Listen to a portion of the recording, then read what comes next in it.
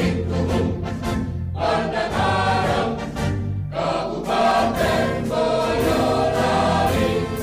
Ari, kira-kira hari ini kita mau membahas tentang apa ini, dokter? Iya, kebetulan saya dari Rehab Medik.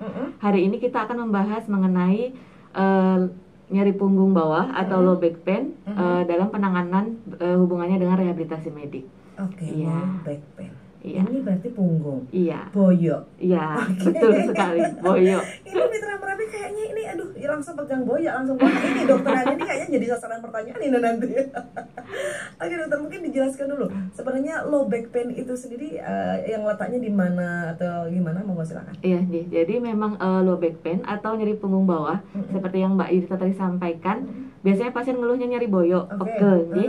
Jadi adalah suatu sindroma klinik atau kumpulan dari gejala yang berupa nyeri atau rasa tidak nyaman di daerah punggung. Kalau di kedokterannya, punggung itu dari mulai lumbar 1 sampai ke bawah sakral atau tulang punggung sampai ke tulang duduk. Oke, tulang punggung sampai tulang duduk. Oke, kayaknya yang menyangga gitu ya, dokter. Ya, kalau kita duduk rasa banget sih ya. Oke, berarti kalau nyeri itu bukan berarti kan kadang-kadang kita gini, dokter. Aduh, ini ginjalnya kena nih. Belum tentu ya, dokter. Belum tentu. Iya. Oke, ya. Kemudian mungkin gejala low back pain itu mungkin kapan kita mulai ada sinyal-sinyal nih, kita perlu konsultasi nih, kita perlu hati-hati, itu kapan itu, dok? Iya. Jadi memang ternyata semua orang dewasa 85% pasti pernah mengalami nyeri punggung selama hidupnya gitu. Jadi entah itu pegel, entah itu kemeramyas gitu. Jadi memang keluhannya bervariasi, Mbak Yunita.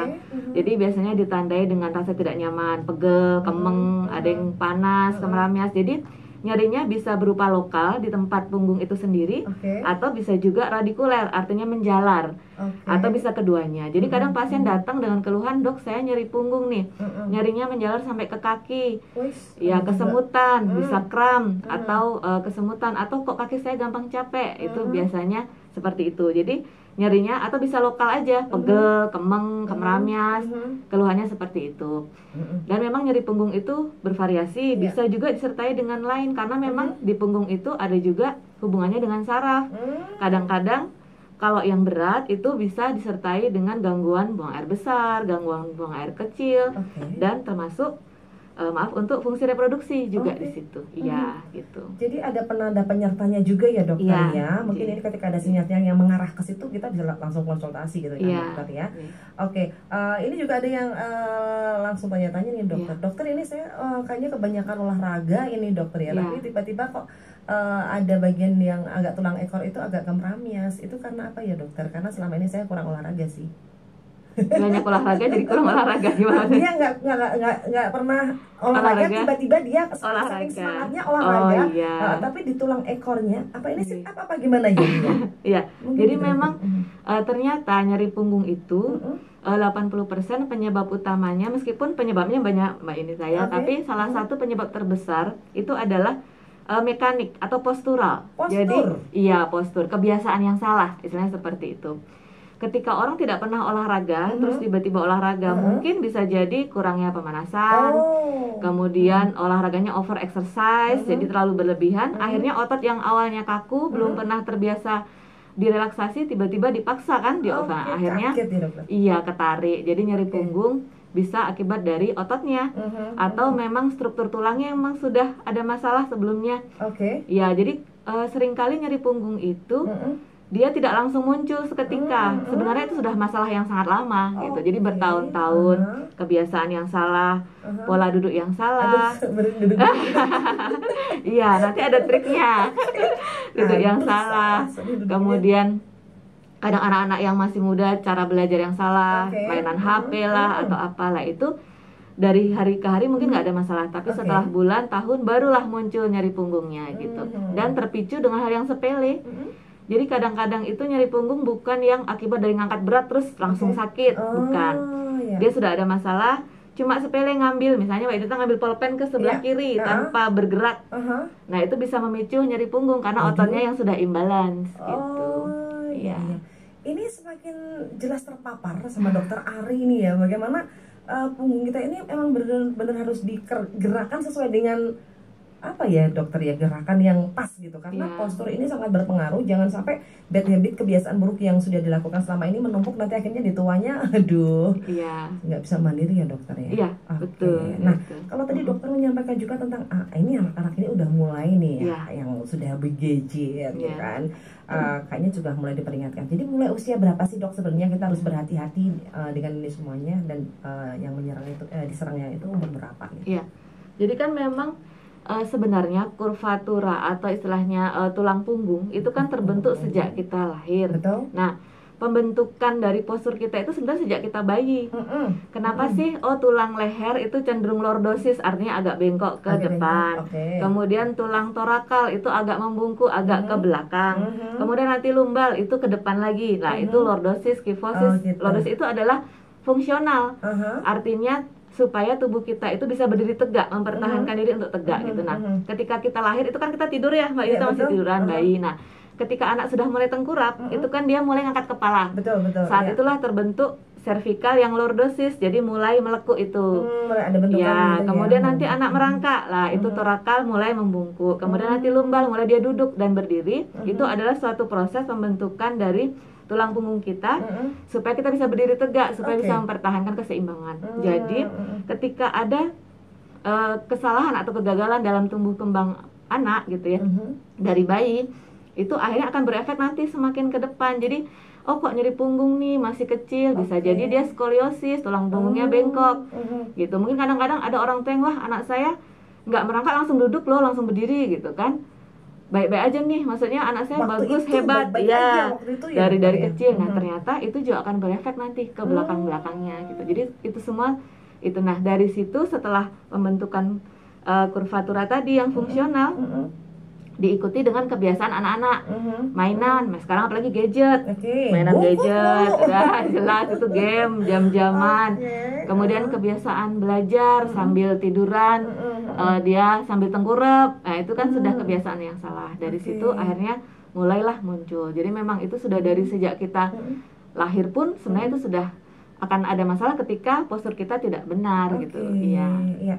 Siapapun yang mendengarkan saat ini ya terkait dengan low back pain atau nyeri punggung bawah, ini kayaknya langsung memperhatikan anggota keluarganya semuanya deh ya. Kebiasaan yang nggak benar ini jangan diterus-terusin. Biar dikatakan galak nggak apa-apa, yang penting besoknya baik-baik saja ya dokter ya. Aduh, saya juga jadi nih sering duduknya salah. Oke dokter, saya jadi kebayang gini kan, ini sekarang banyak sekali anak-anak yang baru bayi itu di macam-macam modelnya, difotoin, dibentuk-bentuk kayak gitu, terus tulangnya gimana coba itu? Ya memang kan gitu, sebenarnya kan tulang anak itu kan masih fleksibel, masih lentur sebenarnya. Oke lah kalau hanya untuk sementara di foto atau tapi ya kebiasaan cara menggendong lah, kemudian yang ya itu tadi kadang-kadang kan ada tuh bounce yang untuk apa itu yang anak ditaruh di nul kan di tidur tuh. Betul. Nah itu kebiasaan itu dia cuma ditaruh, dia kan tenang karena di bounce kan, di entul-entul itu dia tenang. Tapi kadang orang tuanya nggak sadar, orang tuanya di sebelah kanan duduknya sambil mainan HP, misalnya cuma ya nak, ya bobo ya. Terus akhirnya anaknya kan cuma noleh ke kanan terus tuh. Karena taunya kan ibunya di kanan, kiri kan nggak ada rangsangan sama sekali. Jadi sekarang saya sering dapat anak-anak jadi gangguan di tulang lehernya, jadi apa nih tengeng istilahnya. Itu dari bayi sudah banyak kasusnya. Nah itu kadang kesalahan dari orang tua berpengaruh juga ke anak kita nanti gitu. Miris banget mendengar apa yang disampaikan dokter Ari ini tadi ya. Ini mengingatkan kepada ibu-ibu muda yang ini anak-anak juga masih kecil, sayangi mereka dong. Mereka punya masa depan loh. Betul. Gitu ya. Apalagi ketika dokter Ari menemukan beberapa kasus yang mungkin juga memeriksakan di RSU Pandan Arang ya dokternya. Banyak kasus ya dokter ya. Banyak. Jadi jangan beralasan ini kan karena saya lagi online, jualan online untuk susu. Sayangi anak ya, mereka butuh yang sangat luar biasa. Oke dokter, bagaimanakah penanganan pada low back pain itu sendiri? Ya, jadi memang penanganan pada low back pain kalau dari yang kita sampaikan tadi kan terutama untuk perbaikan postur ya, Jadi memang intinya dari kita sebenarnya dari kita balik kita ke sendiri gitu. Aktivitas apa sih sehari-hari yang kita lakukan? Nah itu akan kembali kita, oh ya saya banyak duduk dok, oh ya saya memang pekerjaannya hanya seputar di depan komputer. Nah seperti apalah nanti akan ada dari kita sendiri untuk perbaikan posturnya. Sering-seringlah kita bercermin, berkaca gitu. Oh, ini postur saya udah benar belum ya kalau saya duduk seperti ini? Perlu juga ya bercermin. Iya, belilah cermin yang besar-besar. Bukan hanya untuk kelihatan cantik, tapi juga untuk tahu. Iya, untuk reminder posturnya kita gimana. Kemudian selain itu ada juga medikamentosa, obat-obatan. Kalau obat-obatan ya lebih ke seperti obat untuk mengurangi nyeri, kemudian untuk vitamin, saraf, atau obat-obatan anti radang dan lain sebagainya. Selain obat-obatan, yaitu juga dengan terapi dari kami, rehabilitasi medik. Nah, itu nanti terapi itu bisa dengan alat atau bisa juga dengan olahraga, exercise. Olahraga ini. Ya, exercise. Selain itu, selain exercise, kita juga untuk memperbaiki postur tadi. Kemudian ada juga dengan alat ortose atau korset. Yang biasa orang-orang pakai. Oh, saya mau pakai korset nih. Nah, mungkin sambil saya sampaikan juga bahwa kadang orang bertanya, korset itu sampai kapan ya dipakainya? Kadang orang kan nyaman tuh pakai korset, Sebenarnya tubuh kita itu sama Allah diciptakan otot-ototnya itu sudah seperti korset. Jadi dengan kita duduk sambil nahan perut seperti ini, kita mengecilkan perut, itu fungsinya sudah seperti korset. Untuk menguatkan otot-otot punggung. Jadi kayak mencekram supaya ototnya kuat. Jadi kita lebih tegak duduknya. Jadi itu kemudian selain itu sambil juga kita kayak nahan pipis. Itu kan juga untuk menguatkan otot-otot panggul. Jadi kita tuh sambil ngobrol seperti ini pun kita juga bisa exercise loh sebenarnya.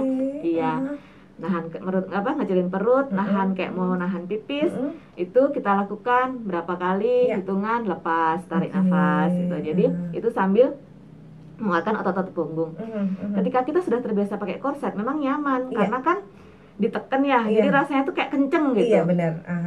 Tapi ketika kita sudah terbiasa dipakein korset, otomatis kan otot sudah terbiasa ditopang. Ketika lepas itu ngelambir, jadi ototnya jadi langsung maaf yuk, itu nanti ototnya mengecil. Akhirnya pasien mengeluh, loh dok, saya kalau nggak pakai korset tambah sakit. Iyalah, karena sudah terbiasa ditopang pakai korset. Iya, jadi korset hanya dipakai ketika beraktivitas yang berat, sekiranya ngangkat, aktivitas duduk berdiri terlalu lama. Boleh dipakai, tapi ketika kita istirahat atau ini usahakan tidak terlalu sering pakai korset gitu. Olahraga sendiri aja, pakai tubuh kita untuk menguatkan otot-otot kita sendiri. Karena sekali lagi sudah diciptakan seperti itu ya dokter tahu nggak sih ibu-ibu, bapak-bapak pendengar Radio Merapi FM, begitu dokter Ari menyampaikan seperti ini, saya langsung praktek loh, duduk tegak, tarik perut gitu. Otomatis kayak gitu. Semoga yang di rumah juga gitu, mengingatkan kita semuanya, jangan hanya mendengarkan aja tapi nggak praktek. Nah, ini kita sudah diingatkan lagi. Dokter, ini langsung ada pertanyaan lagi nih dokter ya. Apalagi dokter, tahun 2013 saya menjalani operasi hidrosipalus nih dokter. Usia saya pada waktu itu 47 tahun sih. Dampak dari operasi sampai sekarang penglihatan saya jadi ganda. Masalahnya di saraf mata saya sebelah kiri sepertinya ketarik atau bisa dibilang juling ya dokter. Nah, dari penglihatan ganda tersebut membuat punggung sebelah kiri ini sering tegang. Bagaimana solusinya? Dan sampai sekarang tiap bulan saya rutin kontrol obat yang sering saya konsumsi, vitamin B6 dan penurun tensi amlodipin. Makasih dokter. Ya, terima kasih. Jadi memang seperti yang kita sampaikan tadi, tubuh kita, tulang punggung kita itu kan fungsinya untuk mempertahankan kita untuk berdiri. Jadi hubungannya dengan keseimbangan. Nah, ketika ada gangguan di penglihatan, otomatis keseimbangan kita juga terganggu tuh. Akhirnya tanpa kita sadar, sebenarnya tubuh kita tuh udah pinter berusaha mempertahankan, oh saya harus berdiri tegak nih, gimana caranya. Nah, akhirnya ketika karena ada gangguan di sebelah kiri, otomatis otot yang sebelah kiri pun ikut berusaha semaksimal mungkin untuk mempertahankan supaya tetap tegak. Intinya gitu. Jadi itu sebenarnya adalah mekanisme tubuh kita untuk mempertahankan kita supaya nggak jatuh gitu. Nah, akhirnya karena sudah pekerjaannya dia lebih berat, otomatis kan sebenarnya saraf kita tuh ada sinyal nih. Ini loh ada nyeri, ada yang bekerja lebih berat nih, punggungnya nih ototnya lah. Akhirnya airan darah menumpuk di situ. Apa yang harus dilakukan dengan cara relaksasi otot punggung. Jadi kadang-kadang yang kita lakukan tuh simple kok, relaksasi otot itu. Bangun tidur, jangan langsung bangun. Bangun tidur, kita posisi tengkurap dulu aja, lurus aja tengkurap. Atas sampai bawah itu posisinya di samping, tangan di samping.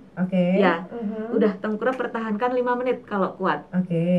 Itu sebenarnya merupakan untuk stretching, relaksasi, jadi menarik otot-ototnya semuanya. Oke, kepala kita posisinya gimana dokter kepalanya? Terus nunduk? Iya, nunduk. Jadi jadi ini kan tempat tidur datar semuanya. Jadi kepala ya. Lurus aja, nggak nengok ya dokter ya? Nggak nengok-nengok. Nengok nanti malah lehernya yang kena ya dokter. Iya, nanti malah lehernya lurus aja.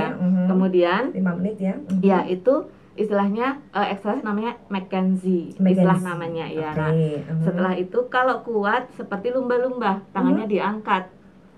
Jadi sambil tengkurap lurus, ininya diangkat agak tegak. Ya, itu juga untuk stretching. Kalau kuat lagi hitungan 20 aja, nanti selesai tengkurap lagi, nanti lagi. Kalau lebih kuat lagi, yang lebih berat lagi, tangannya lurus. Jadi angkatnya sudah sampai tegak, itu sampai lurus. Ini kan tadi cuma gini. Betul. Nah, sekarang ini diluruskan. Jadi tangannya sampai diluruskan ke depan. Iya. Kemudian lehernya diangkat ke atas. Iya, sampai lebih dada ya berdiri, dokter ya? iya, sampai dada diangkat, itu termasuk stretching. Tapi kalau misalnya ternyata nggak nyaman nih, misalnya berat, sambil apa tuh namanya, melumah ya, berbalik ya. Iya, berbalik. Itu terlentang. Terlentang itu bisa kaki dua-duanya ditekuk menuju ke perut. Ya, didekatkan aja ke perut. Ya, kemudian hitungan 5 menit sampai berapa, atau nggak usah 5 menit lah, hitungan 20-30 rutin dilakukan. Kemudian kalau kuat lagi, lehernya yang diangkat. Jadi ini ditekuk, lehernya diangkat ke depan. Jadi seperti bayi mau bangun. Orang Jawa bilang jingkrung. Ah iya, menjingkrung. Iya, benar itu. Kemudian selain itu seperti kita bersujud, tengkurap ditarik sejauh-jauhnya sampai rasanya ketarik. Jadi ototnya nanti hitungan punggung ini berasa banget ya dokter. Iya, ketarik kayak gitu ya. Jadi sebelum kita bangun tidur itu dulu relaksasi, stretching dulu, baru kita aktivitas gitu. Ayo, siapa yang ketika bangun tidur langsung aja bangun ya, gitu, ternyata berbahaya. Tadi dokter Ari sudah menyampaikan ya terkait bagaimana kita memperlakukan agar tulang-tulang kita itu semuanya normal gitu ya. Oke, untuk Anda yang ingin bertanya-tanya bisa melalui live IG RSU PA ya. Nanti juga akan dijawab oleh dokter pertanyaan-pertanyaan Anda. Tapi ini masih ada yang masuk lagi dokter pertanyaannya. Selamat pagi dokter, ini saya Bu Hadi di Delanggu, ibu rumah tangga umur 76 tahun. Kemudian boyok saya yang kanan untuk jalan sakit. Gimana dokter? Kaki kedua-duanya kesemutan untuk jalan. Kemudian rasanya tebel dan berat sekali dokter. Oke, silakan dijawab. Oke, jadi sebelum menjawab tadi mungkin saya lupa menyampaikan. Jadi apa sih penyebab nyeri punggung? Yang tadi memang kebanyakan 85% adalah mekanikal atau postur. Tapi kalau dibagi berdasarkan penyebabnya, yang pertama bisa viscerogenik. Viscerogenik itu artinya akibat dari organ dalam nih. Oh, saya sakit lambung, terus nyerinya sampai ke belakang, nusuk ke punggung. Itu bisa disebut nyeri punggung akibat dari asam lambung yang meningkat, nyeri punggung. Atau batu ginjal. Nah, itu viscerogenik, organ dalam. Atau batu empedu. Banyak penyebabnya. Atau pada wanita karena infeksi organ reproduksi. Ya, itu seringkali juga menyebabkan nyeri punggung. Itu yang pertama. Yang kedua adalah vaskulogenik. Vaskulogenik itu adalah kelainan pembuluh darah. Ya, biasanya di bawaan bisa, atau ada penyebab yang lain. Tapi memang kasusnya jarang. Kemudian yang lainnya adalah neurogenik. Kalau neurogenik di sini adalah karena sarafnya. Jadi di tulang punggung itu ada saraf besar yang mensarafi untuk sampai ke kaki. Jadi ketika ada gangguan saraf di situ, saraf ketekan, istilahnya kalau orang awam bilang saraf kecepit lah. Dok, kata dokter saya saraf kecepit nih. Iya, nah itu akhirnya gangguannya sampai ke kaki, menjalarnya, kesemutan, kram, berat, jadi berat kakinya, itu yang neurogenik. Kemudian ada lagi spondylogenik, artinya akibat dari tulangnya. Memang atau tulangnya itu ada gangguan dari strukturnya, yang skoliosis tadi misalnya, tulang bengkok, atau ada tulang yang bergeser, pernah jatuh mungkin, atau tulang yang patah karena pernah jatuh. Kadang orang itu jatuh dari ketinggian 3 meter, 5 meter, atau kendaraan. Itu seringkali punggung itu jadi jadi perhatian yang belakang. Enggak, kadang-kadang orang nggak sadar karena nggak nyeri. Nggak kepikiran. Iya, nggak ngeh gitu. Okay. Jadi seringkali kecelakaan yang dilihat, oh tangan kakinya patah nggak nih? Tapi ternyata sebenarnya punggungnya bermasalah, cuma nggak ketahuan aja karena emang seperti saya bilang, kadang nyeri punggung tuh nggak langsung saat itu dek langsung nyeri, enggak. Tapi kayak semacam trauma gitu nah, ya? Iya, nantinya. Belakang-belakang setelah setahun 2 tahun baru ada keluhan. Duh, kok saya kok pegel ya, nyeri ya. Ternyata setelah di ronsen, oh iya ini ada fraktur atau patah. Tapi sudah lama. Karena tulang punggung itu patahnya nggak kayak tulang panjang tangan sama kaki. Kalau tangan sama kaki patah bagi 2. Kelihatan kan kalau tulang punggung karena bentuknya dia kotak istilahnya dan strukturnya ke atas. Jadi ketika dia ada benturan itu dia cenderung memipih. Kayak di tekan akhirnya tapi nggak ada keluhan, nanti keluhannya muncul di belakang itu. Kemudian yang paling terakhir adalah psikogenik. Ternyata pada perempuan 50% penyebab nyeri punggung adalah psikis. Aduh, secara psikis ada juga nih. Kita dengarkan bersama-sama. Jadi curhat.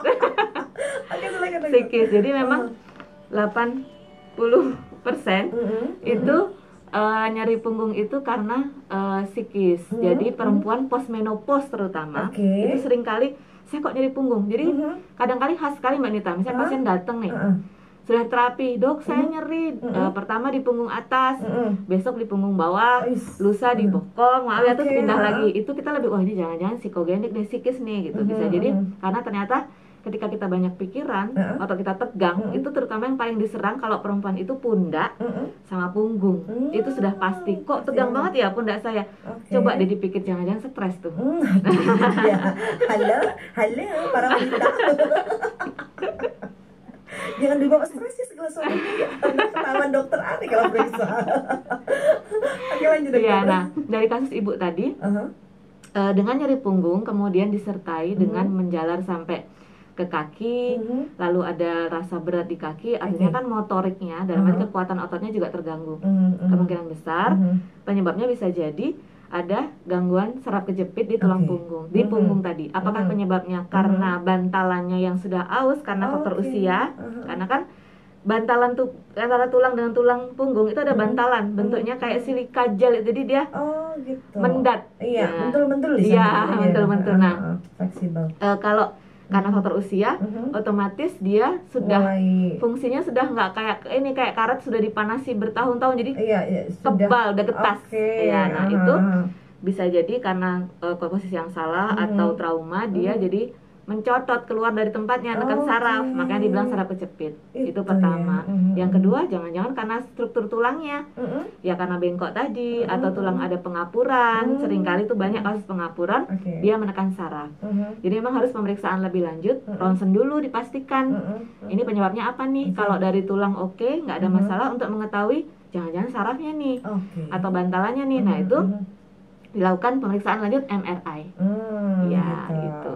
Oke, saya penasaran sama ini dokter. Ketika tadi kecelakaan misalnya kayak gitu kan, yang bagian tulang ini, tulang punggung ini biasanya bagian terakhir karena nggak dirasa gitu ya. Sebaiknya apa sih yang dilakukan pasien ketika supaya maksudnya bisa segera terdeteksi bahwa ini tulangnya bermasalah gitu? Iya, jadi kalau memang ketika kita mengalami trauma, terutama dengan jatuh dari ketinggian, itu kan sudah jelas tuh jatuh dari ketinggian atau misalnya kecelakaan yang melenting atau apa. Kalau saya untuk ada rasanya nggak nyaman aja lah, itu mendingan di ronsen aja dulu untuk memastikan bener nggak, atau dilakukan pemeriksaan ke UGD, nanti dokternya akan memeriksa, oh ya ini kita curiga ke arah sana supaya kita nggak miss. Itu seringkali yang dikeluhkan kaki tangan, nggak ada yang patah, pulang gitu. Nanti tiba-tiba beberapa bulan kemudian ada keluhan gitu. Ya, jadi silakan untuk Anda yang mungkin juga punya pengalaman seperti ini ya, ada baiknya konsultasi dengan dokter secara tuntas aja deh. Ya, di RSUD Pandan Arang ini juga sudah melayani, dokternya juga ramah-ramah, jadi jangan pernah takut untuk mengemukakan apa yang dirasakan gitu ya dok ya. Ini dokter saya juga pernah mengamati yang sempat viral itu seorang siswa yang bercanda gitu kan, ketika kursinya ditarik, kemudian dia jatuh, kemudian ternyata dia sampai lumpuh dan nggak bisa bicara. Itu kasusnya gimana sih dokter? Jadi memang seringkali banyak kasus yang bercandaan yang menurut saya itu nggak bercandaan ya, karena fatal gitu. Betul dokter. Jadi seperti saya sampaikan tadi Mbak Nita, tulang punggung itu kan dia lurus ke atas. Betul. Ketika kita jatuh dengan kursi ditarik, otomatis kan tulang ketemu tulang, jadi kan benturannya luar biasa. Padahal di situ ada pusat dari saraf. Nah, pusat dari saraf yang di tulang punggung itu dia membawahi atau istilahnya mengatur apa sih, motorik itu kekuatan otot. Jadi kalau itu terganggu, ketarik atau rusak, otomatis kekuatan ototnya terganggu, nggak bisa jalan, makanya jadi kelumpuhan. Kemudian sensibilitas itu apa? Rasa kesemutan, kemudian gedibel, tebel. Nah, itu tuh juga dipengaruhi oleh itu tadi. Nah, itu motorik sensori. Kemudian yang lainnya apa? Fungsi dari buang air besar, buang air kecil, termasuk fungsi seksual. Itu ternyata sarafnya juga ada di situ. Jadi ketika itu terjadi benturan yang sangat keras, itu otomatis ketika terganggu bisa jadi karena pusatnya di situ, airnya jadi ngompol, buang air besar nggak kerasa, atau untuk laki-laki kok ininya nggak berdiri nih bangun, nah pagi-pagi gitu ya. Itu akibat dari itu tadi, gitu. Jadi memang itu fatal sekali. Iya, jadi memang saya pun selalu untuk anak-anak yang ini jangan bercanda seperti itu ya. Jadi kita harus ngasih tahu anak kita nih di rumah, karena kan mungkin kita sangat aware dengan itu. Tapi bisa jadi teman-temannya tidak aware dengan itu kan. Anak kita dikasih tahu, nah jadi setiap mau berangkat nggak boleh ya, kalau misalnya mau duduk tengok ke belakang dulu, ada nggak kursinya, baru duduk. Jadi itu adalah cara kita untuk mencegah itu, karena kan kita nggak mungkin ngasih tahu semua anak orang kan nggak mungkin. Gitu. Jadi hanya anak kita yang kita beritahukan supaya mereka lebih waspada untuk itu, dan itu bukan candaan yang baik tapi fatal sekali gitu. Jadi semacam mengingatkan kita sebagai wanita-wanita Kartini ini ya, kayaknya karir kemudian rumah tangga, anak-anak juga ini perhatian khusus ini kayaknya ya. Jangan sampai anak-anak ini karena ikut-ikutan yang lagi viral, wah dengan bercandaan kayak gini kayaknya seru, terus dipraktekin, jangan ya, karena sangat-sangat berbahaya. Dokter Ari tadi sudah menyampaikan bahwa segala sesuatunya terhubung dengan yang namanya tulang belakang tadi, dokter ya, jangan sampai mereka kehilangan fungsi dari organ-organ yang lainnya. Dokter, ke pertanyaan lagi nih dokter, sebenarnya masih banyak yang kita bahas ya, tapi ini pertanyaannya pasti banyak membombardir dokter Ari deh.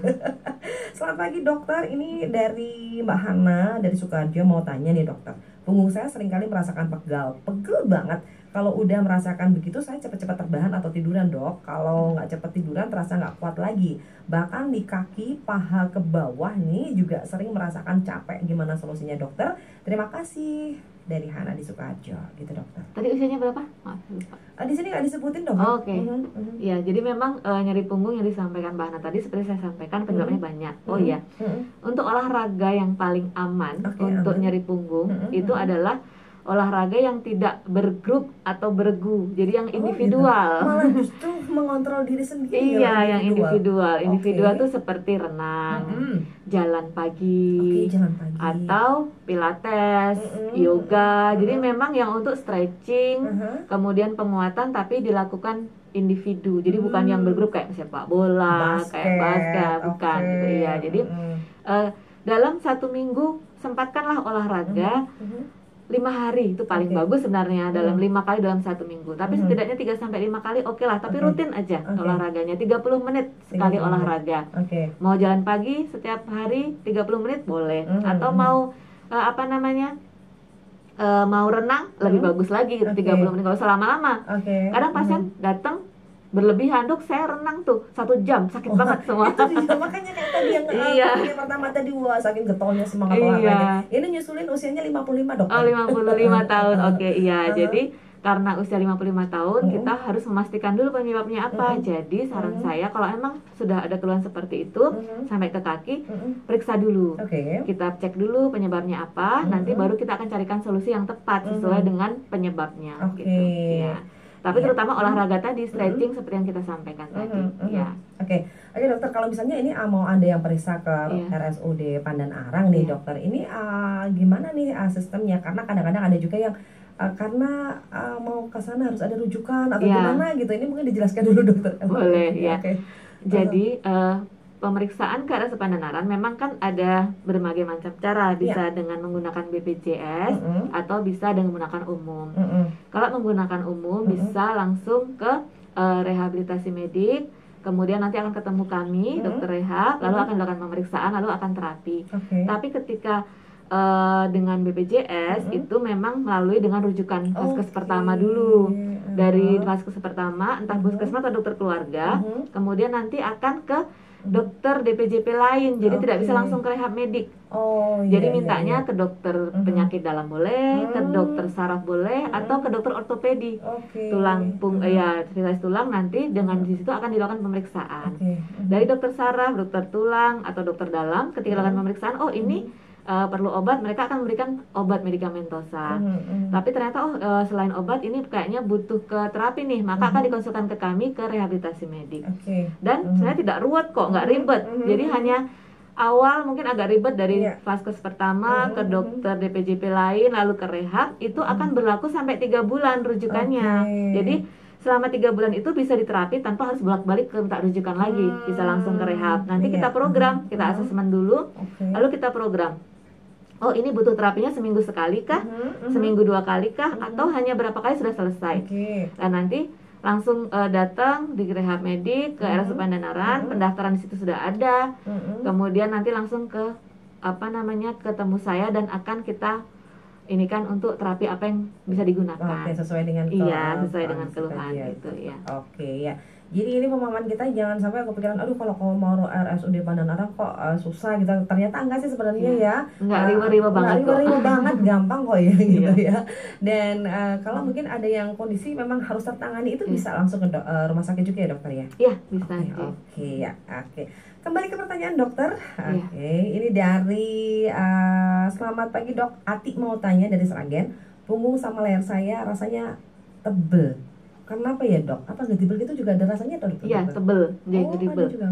Jadi kadang-kadang seperti yang saya sampaikan tadi bahwa rasa tidak nyaman itu nggak hanya sakit, nggak hanya nyeri, termasuk gedibel tadi, rasanya tebel, nggak enak rasanya. Iya, bingung.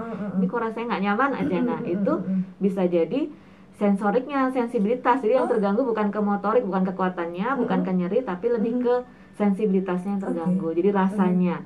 Iya, jadi itu bisa jadi apakah kejepit, saraf kejepit dari leher, karena dari yang dirasakan dari leher ya. Bisa jadi mungkin dari leher.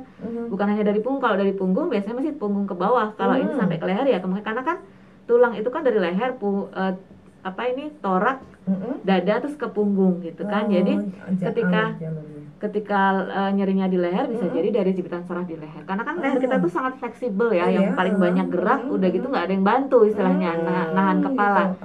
Jadi seringkali itu juga berpengaruh gitu, karena kebiasaan yang salah, kemudian itu berulang, bisa mungkin jangan pernah dilakukan, atau mendadak nengok, itu juga tidak boleh. Jadi ketika kita menggerakkan leher itu dieman-eman lah, stretchingnya pelan-pelan aja gitu, ditarik gitu lah ya, iya. Untuk stretchingnya gitu ya. Mbak Ati di Sragen sudah ada jawaban, mungkin karena juga terlalu sering menjahit jadi satu arah aja, kurang stretching ya. Udah terjawab. Dan dokter tadi kita kembali ke topik ya dokter, bagaimana sih trik pasien low back pain ini tetap bisa beraktivitas dan bekerja dengan nyaman dok? Iya. Jadi ketika kita sudah ada keluhan nyeri punggung, kita banyak duduk nih, saya pekerjaan banyak duduk. Pertama, situasikan dulu sekitar kita nyaman untuk kita. Dalam arti jangan menaruh sesuatu di kiri tok. Alat sendiri kan kadang kita gini, oh ya mau butuh apa. Nah ini kan sudah tidak bergerak, hanya tangan gitu kan, males lah istilahnya gitu. Itu akan membuat kita jadi gerakannya satu sisi aja. Makanya yang pegel ya udah yang kiri aja, yang kanan jarang digunakan kan, karena kebiasaan yang salah. Jadi kalau misalnya kita banyak duduk, usahakan misalnya 1 jam duduk, kemudian kita berdiri lah, bergerak gitu. Jadi jangan taruh semua barang tuh di samping, usahakan taruhnya agak jauh dikit lah. Jadi kita ada alasan gitu. Iya. Oh iya saya mau ngambil itu tuh, minum tuh, agak berdiri sedikit, jalan, kemudian bergerak, stretching itu. Situasikan dulu posisi yang nyaman untuk kita dari barang-barang kita dulu. Kemudian ketika kita duduk lama, untuk supaya tubuh kita tetap tegak, postur itu 1 kaki diangkat 1, apa istilahnya ini, ngilang. Jadi posisi perempuan lah, kakinya diangkat 1. Itu untuk menjaga supaya kita tegak. Jadi kalau kita duduk gini otomatis kita nggak sadar loh, ini bungkuk. Iya, bungkuk. Jadi kalau kita ngilang gini otomatis kita tegak kan. Jegang itu ya. Iya, jegang bener itu. Atau misalnya saya jegang kelamaan juga capek. Kasih bantalan atau kursi di bawah kita, dingklek lah. Jadi kita kakinya agak naik sedikit. Nah, itu mempertahankan supaya posisinya tegak. Gitu. Jadi seperti itu pertama, posisi tegak. Kemudian gini. Ya. Lalu gunakan kursi yang bentuknya itu mengikuti tubuh kita. Jadi tuh sebisa mungkin teplek. Ini gitu. tuh nemplok semua gitu. Jadi jangan kursi yang terlalu tegang. Kan ini kayak ini kan es nih. Ya. Ada lengkungannya, jadi nyaman. Iya, jadi kita duduk itu bisa tegak, itu nyaman. Jadi tubuh kita tuh bisa relax. Itu kemudian posisinya duduk, lalu kursi yang tadi untuk exercise 1 jam, nggak ketang 5 menit bergerak di jalan, itu tetap kita lakukan gitu. Iya, dari penjelasan ini kalau saya jadi berpikir gini, me time-nya adalah memanjakan bagian tubuh saya aja gitu ya dokter ya. Untuk tidak salah, kalau orang-orang kadang me time-nya makan, jalan kemana, healing gitu ya. Benar, healing. Kalau saya mungkin lebih memperhatikan, aduh sikap duduk saya gimana. Habis siaran nanti nyalamin dokter mau pulang, itu kan jalan kaki juga. Iya, jalan. Jadi kayak diingetin nih rasanya saya ya. Aduh, kebiasaan-kebiasaan yang dulu. Oke, untuk Anda yang ingin bertanya-tanya lagi masih kita tunggu baik di SMS, WhatsApp ataupun telepon, dan juga yang live di IG RSU Pandan Arang Boyolali juga masih kita tunggu. Dan kita mau menanyakan tadi, dokter juga mau kasih saran-saran kira-kira gimana sih kalau mungkin anak-anak ini untuk mulai dengan gerakan yang baik ketika belajar ya dokter, ketika mungkin bermain gitu, mungkin bisa dijelaskan, mau silakan dokter. Iya, jadi seperti yang saya jelaskan tadi, makanya saya tuh selalu bilang sama pasien, coba deh beli cermin yang besar. Bukan mau buat selfie, oke lah, nggak apa-apa gitu. Oh saya cantik itu, oke. Tapi selain itu juga untuk mengenal tubuh kita sendiri gitu. Jadi ketika kita mau berangkat berdiri nih, oh iya ternyata kan orang itu beda-beda. Misalnya kayak gitu. Oh ternyata bahu saya tuh naik ke atas 1 ya. Itu kan kita akan tanpa sadar. Kalau kita lihat cermin kan, oh berarti itu saya tegakkan nih. Saya perbaiki nih postur saya. Oh saya ini kalau jalan ternyata gini ya. Ini ya agak bungkuk, bahunya tuh ke depan. Itu sering karena kan kita sering main gini nih. Otomatis kan tanpa sadar. Nah itu oh iya harus saya tegakkan nih. Jadi kita mengenali diri dulu, postur kita tuh seperti apa supaya kita tahu. Jadi ketika kita sudah tahu postur kita tuh benar atau enggak, itu akan mempengaruhi sampai nanti ke depannya gitu. Kemudian meletakkan sesuatu di rumah itu jangan terlalu tinggi banget. Jadi kadang kan kita ngambil tuh sampai memaksakan diri. Jangan. Jadi ini aja lah di atas mata. Jadi kita tahu. Kalau emang perlu lebih tinggi ya naik pakai kursi atau pakai yang aman gitu ya. Kemudian atau meletakkan, misalnya mau ngambil pulpen atau apa yang jatuh ringan lah, itu jangan membungkuk. Tapi kita harus jongkok. Jongkok dulu. Iya, jongkok. Posisikan agar tetap tegak punggung kita. Intinya seperti itu. Kadang-kadang ada yang gini kasuan gitu. Iya, ya benar ya. Iya. Hati-hati jongkok. Iya. Udah gitu yang paling penting adalah kita orang Indonesia tuh jarang banget minum susu. Penting banget loh susu itu. Itu saya suka. Iya, oke. Jadi sedini mungkin dari kecil kita harus minum susu sampai kita usia sekarang, sampai usia tua pun susu itu sangat penting. Kalau saya punya gula nih, punya DM, banyak kok sekarang susu-susu yang aman untuk orang yang ada gula atau DM yang khusus gitu. Jadi susu itu untuk apa? Untuk menambah kalsium, karena tubuh kita tuh perlu kalsium gitu. Tulang kita perlu kalsium. Karena kadang seringkali, apalagi perempuan, kita menyusui, kita hamil, itu kan kalsiumnya kesedot semua. Jadi orang seringkali habis melahirkan keluhannya nyeri punggung lah, apalagi posisi menyusui, kadang cuma satu sisi, malas bangun sambil tiduran lah, itu kebiasaan seperti itu akhirnya berefek ke belakang-belakang. Jadi susu itu sangat penting. Saya selalu bilang ke pasien, minum susu Pak, minum susu Bu, Mbak, Dek gitu. Jadi jangan malas meskipun 1 hari 1 kali. Ya gitu. Ya. Ini ada pertanyaan lagi dokter. Ini anak saya kan sekolah nih pakai tas gendong. Ini apakah berbahaya atau tidak? Karena sekarang banyak sekali buku-buku yang harus dibawa gitu. Iya, jadi emang benar. Kita memang di sini itu bukunya banyak banget ya. Mungkin karena berbeda dengan mungkin di luar negeri itu bukunya sangat minimal gitu. Jadi anak-anak tuh kadang bebannya, saya lihat anak saya lebih berat tasnya daripada dia gitu. Jadi tetap itu akan berpengaruh sekali gitu. Karena beban yang sangat berat otomatis kan ototnya pun juga akan lebih berkontraksi karena nahan beban. Akhirnya dia jadi over use juga. Jadi kadang-kadang anak kecil sudah ngeluh nyeri punggung, atau misalnya kadang ada yang bukan pakai tas punggung tapi tasnya yang cangklong misalnya satu sisi. Dari kecil kebiasaannya, akhirnya disitulah nanti akan muncul skoliosis yang akibat dari kesalahan kebiasaan yang salah gitu. Jadi skoliosis bisa bawaan dari lahir, bisa juga akibat dari kebiasaan. Jadi satu sisi kanan itu berpengaruh. Jadi memang sebaiknya tas itu tidak untuk digendong sebenarnya gitu. Kalau bebannya berat, tapi kalau bebannya sedikit oke lah. Tapi kalau untuk beban ini memang itu berpengaruh sekali. Iya. Iya, kita yang perlu memperhatikan juga ini untuk anak-anak yang kasihan udah kadang-kadang ada yang jalan bawa gendong. Iya. Berat banget. Oke dokter, apakah olahraga ini dapat memperburuk low back pain dokter? Olahraga apa? Ini pertanyaan gitu aja sih, olahraga apakah dapat memperburuk low back pain gitu?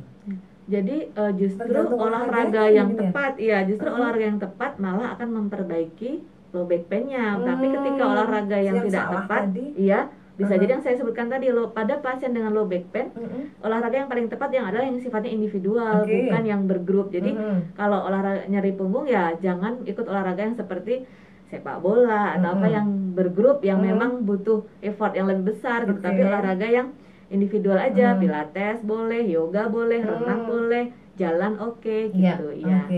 Ya. Kemudian yang pertanyaan lagi dokter, apakah kalau misalnya nyeri punggung itu telah hilang berarti permasalahan selesai atau mungkin bisa kambuh kembali dokter?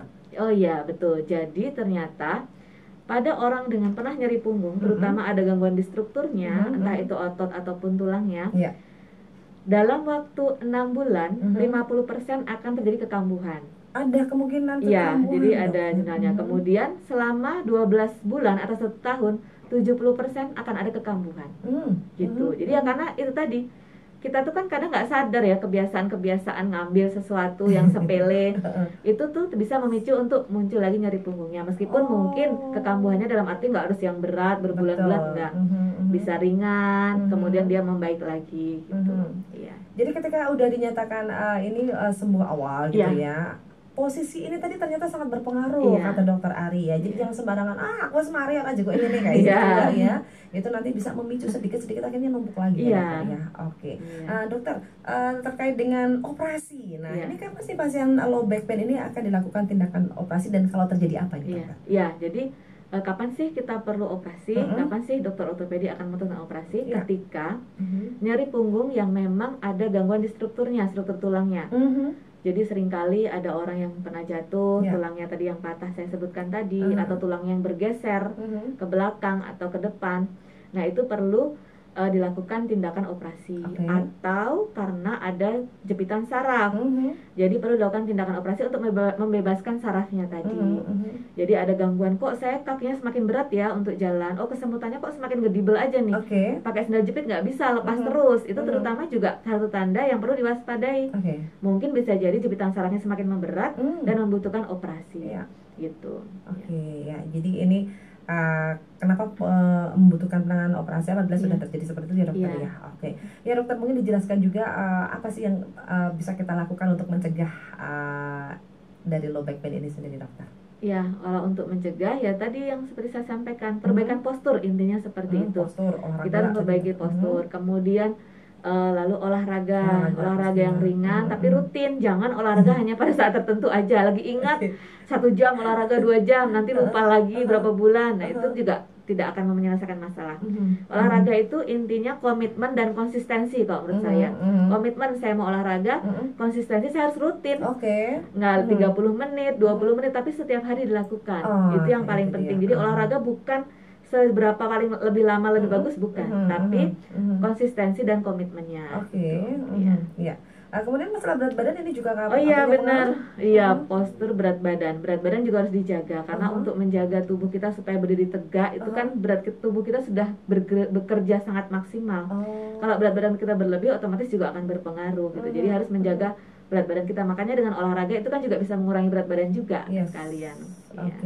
Ini semakin kesini kita semakin paham aja ya, ketika sinyal-sinyal tubuh ini sudah mulai istilahnya protes gitu ya dokter ya. Kita harus peka terhadap ini semuanya dan kita bisa konsultasi dengan dokter, apalagi dokter-dokter di RSUD Pandanaran ini juga sekarang pelayanannya banyak sekali ya dokter ya, semuanya sudah lengkap. Bahkan ketika setiap 2 Jumat ya selalu hadir di Radio Merapi FM untuk memberikan informasi kepada masyarakat Boyolali. Dokter, ini waktunya dokter. Jadi closing statementnya dokter, silakan ya. Terima kasih. Intinya saya ingin berpesan pada semua kita harus menjaga tubuh kita, karena meskipun tubuh kita sudah pintar untuk mempertahankan kita, tapi tetap kita juga harus membantu juga gitu, dengan cara konsumsi makanan yang sehat, olahraga rutin teratur, kemudian menjaga postur tubuh, kebiasaan yang baik itu untuk diri kita sendiri, tapi juga untuk kesehatan kita. Ya. Dan ketika ada keluhan, jangan segan-segan untuk berkonsultasi dengan dokter. Ya.